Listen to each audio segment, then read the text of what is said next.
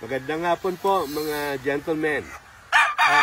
This is a pure McLean hatch, no, for the hatch lovers. Ito po ang McLean na to. Imported po yung mga parents ito together with the leapers. Ako mismong pumili nitong mga parents ito sa Oklahoma. So ito po, ito ang McLean.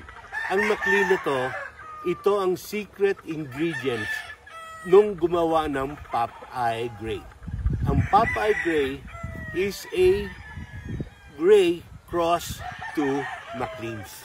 Kaya po yan tinawag nila na Popeye Grays. So if you want to make a Popeye Gray, the McLean is the key to that mating.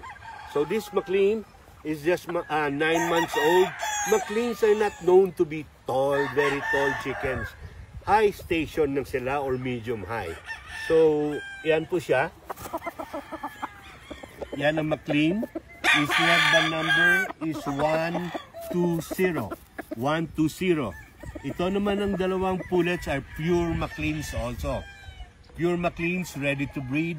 Their left number is 338 and 033.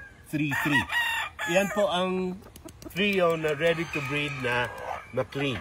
From Ratgraves po. If you're a hatch lover, this is the trio that you need. Ingat po tayo.